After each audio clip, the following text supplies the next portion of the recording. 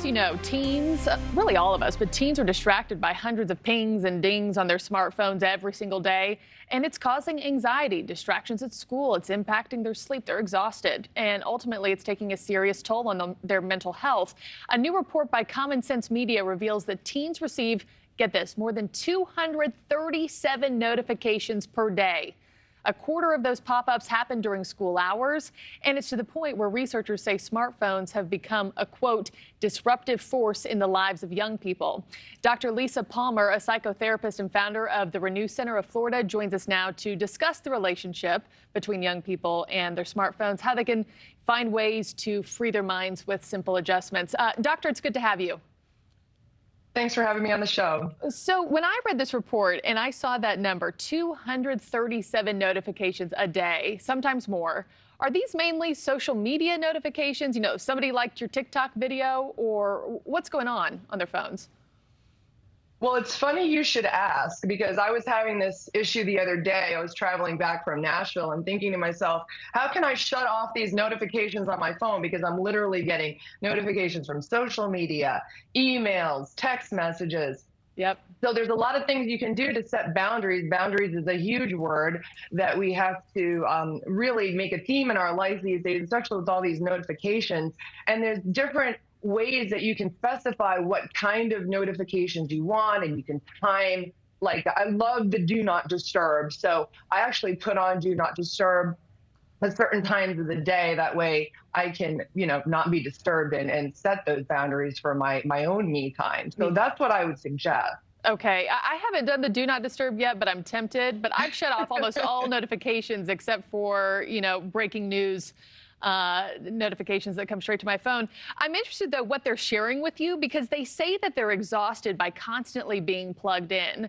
So why are they struggling, to manage their phone use and not put it on do not disturb? Is it, I don't know, is it FOMO? Is it fear of missing out with their friends, or what's the deal? FOMO, definitely. I mean, I definitely see that happening a lot in therapy these days, especially if you're working with people virtually and you have your phone there. It's hard not to look at it. So that is definitely an issue. And I would also take into consideration that younger people, they're not so good with setting boundaries. They're still learning that, and they're coming into life in this culture of social media and, virtual media, and they really have to learn how to set boundaries and set structure in their life, and they're not really doing such a great job with that. The technology is out there to do that, but one of my favorite things is to just, when I go to hot yoga in the morning, I just leave the phone in the car, and I've really had to discipline myself to do that, but I'll tell you, it makes a huge difference. Yeah, when you physically don't have it, there's no other option than to just ignore it and live your life. What's your last question to you, doctor? What's your advice to moms and dads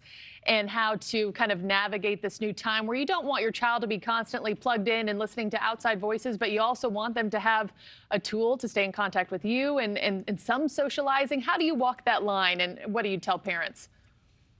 It's really tough for parents, and you have to take it on an individual basis. I would say, there's some parents that just say, hey, at a certain time, you're not using your phone, and that's it. And that works for some families, not for others.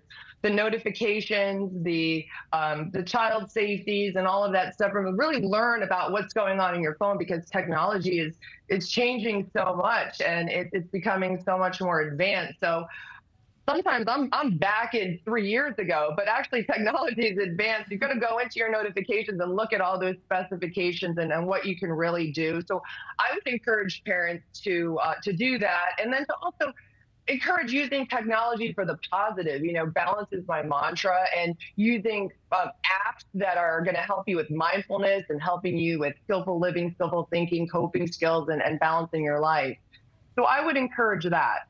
Okay, yeah, sometimes it is a little dose of tough love, and when your kids can and just cannot have the cell phone.